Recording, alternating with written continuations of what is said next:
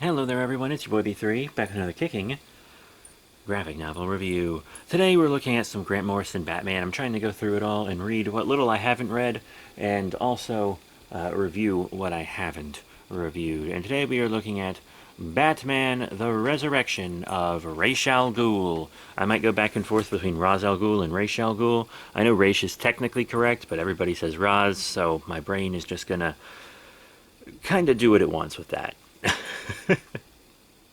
Anyways, let me read you the back of the book real quick. Return of the Demon.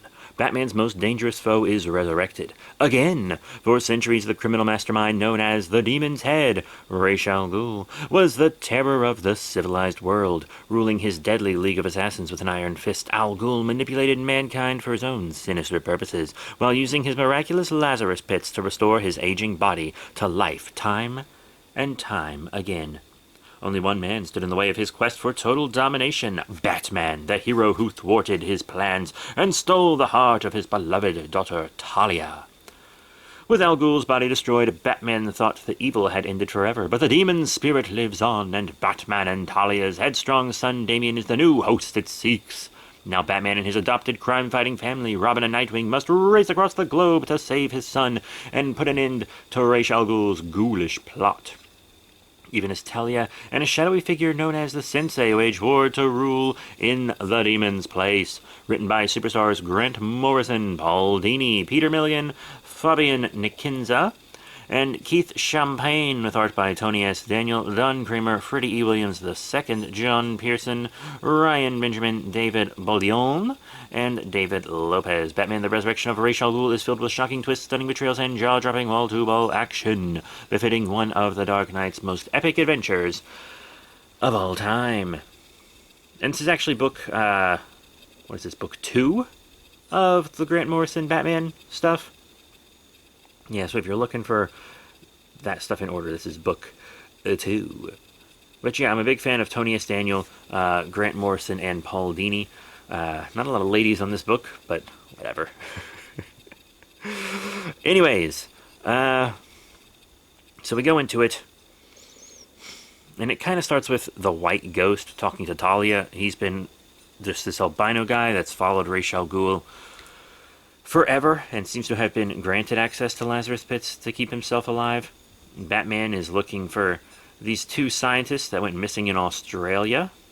They were just chasing some moths, and it turns out these moths were living far longer than they were supposed to. And then Batman finds out the people in this isolated village are also living far longer than humans normally do.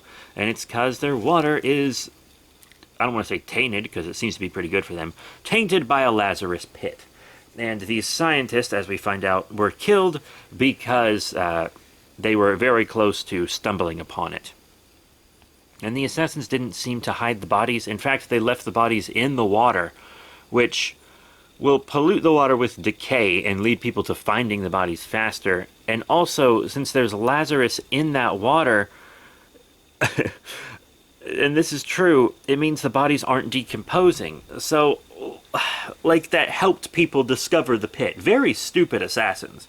Very stupid of them. I guess that's what happens when you don't have Ra's al Ghul leading you around. But then Talia is trying to teach Damian the history of his grandfather, which, serves to inform us, the audience, of things. But also it's because Ra's al Ghul wants to take over Damian Wayne's body and live through it. It has that dumb cliche of, like, immortal guy falls in love with a woman because she looks exactly like his previous love from a long time ago. I hate that cliche. It's so stupid. Like, every time it's used, it's like, oh, so these immortal characters, they don't actually care about these women, right? It doesn't seem like they actually do, even though Ra's whole world-dominating path was started because a woman was killed. But it's like, it's kind of objectifying. It's a lot objectifying. Whatever. Batman has to fight some ninjas, how he do. It's just a thing Batman does often, fight ninjas. And then Damian and Talia fight their way out of Damian's body getting possessed. Somebody seems to fall into this Lazarus pit, and falling into the Lazarus pit will make Ra's al Ghul take your body over. But the body he takes over was poisoned by radiation, specifically so he couldn't be used for the ritual, it seems. Damien gets captured by some old guy, and then haunted by hallucinations of ghosts, but it's actually like a test from Ra's al Ghul, who's in this just decaying body. He's got his hush wraps on, you know, and then the sensei is trying to stop Ra's al Ghul from like getting to Nanda Parbat and doing all this stuff. You got these like D-list villains running around, and I like some of their designs, but you know, they don't really do that much. But yeah, Ra's is trying to take over Damien's body. Talia doesn't want to let him. This is kind of back when she still really cared about Damien. She kind of starts to regret him as time goes on. But yeah, Damien comes to Batman for help, but all he finds is Tim Drake, and he and Tim Drake don't get along because he did try to kill Tim Drake. So they don't get along super well. Tim just always assumes the worst when Damien is involved. And then there's this group of assassins that includes Merlin going around killing all these people to get pieces of a map to Nanda Parbat. You know, the place where Deadman's does stuff. Ramakrishna, etc. But yeah, Wayne Manor is stormed. Nightwing has to fight off all these people, and Tim Drake's had a hard time recently. Like, Nightwing chooses to save the lives of supervillains over keeping Tim Drake and Damien from being captured. And, you know, this is after Tim Drake's family is killed because of his exploits as Robin. This is after Stephanie Brown, the spoiler, fakes her death in Batman War Games, which I'll cover eventually. It's been a long time since I read it, but I remember really liking it. But yeah, she fakes her death at the end of that. And he goes to Africa to do, like, missionary work or something. Whatever. It's not as relevant. The point is, he still thinks she's dead at this point. Tim has had a lot of problems recently, and it kind of leads him to being tempted by an offer Ra's al Ghul makes him, where he's like, hey, clearly I can resurrect the dead because, you know, here I am. And your parents are freshly dead enough where I can do that for you. I can bring your parents back. All you gotta do is, like, be my dude. Be my heir. Be my guy. Because, you know, I don't have a male heir that can do this stuff for me. I want Damien's body. You help me get Damien's body. But then Ra's also wants to, like, use Tim Drake as a body if he can't get Damien. You know? And Tim is kind of pretending to be interested, but then eventually does really become interested. Batman dons this cool armor. That's like, it's kind of a minimalist armor, but it's still very cool. You know? And there is a lot going on. Ra's al Ghul tries to get Batman to choose between Tim and Damien. You know, the classic comic booky hero dilemma. We find out that Sensei is actually Ra's al Ghul's dad, and they despise each other, and that's part of all this big drama, which is very cool. You know? And then we also find out that the White Ghost is Ra's al Ghul's son, and Ra's al Ghul never considered him to be an heir because he's just this old, awful bigot. And he was like, oh, he's albino. He can't be my heir. He's albino. I'm like going to keep him around to, like, work for me, but I'm, like, not even going to call him his name because he doesn't deserve to be an Al Ghul because his skin is whiter than mine and his eyes are pink. And, like, Ra's al Ghul isn't white himself, but still, you know what I'm saying. And Batman kind of gets, like, a fatal injury, but gets resurrected in Nanda Parbat because of this, like, fountain that can heal anything. It's kind of like a Lazarus Pit, but Lazarus Pits seem to be a bit more science-y.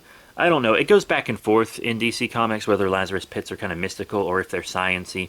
But this one in Nanda Parbat, this fountain, that the Lazarus Pits seem to be a cheap copy of, is definitely mystical in nature. The goddess Ramakrishna is definitely part of that.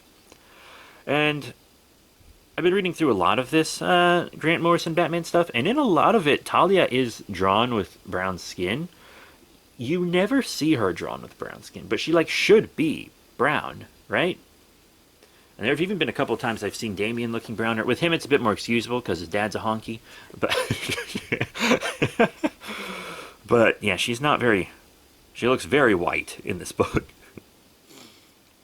Just FYI. But then, Ra's al Ghul, ends up taking over the White Ghost's body. And even though he kind of needs a blood relative for the best cementing of consciousness to body, so that the body doesn't, rot away, he never considered the White Ghost because of his albinism, but then he eventually does because the White Ghost kind of just gives everything for Ra's. Like centuries of service, never wavering in his loyalty. Ra's al Ghul finally accepts him as a son, and then when he does, takes over his body. Okay. Nightwing and Tim Drake have this big battle because Tim kind of wants to bring his parents back to life.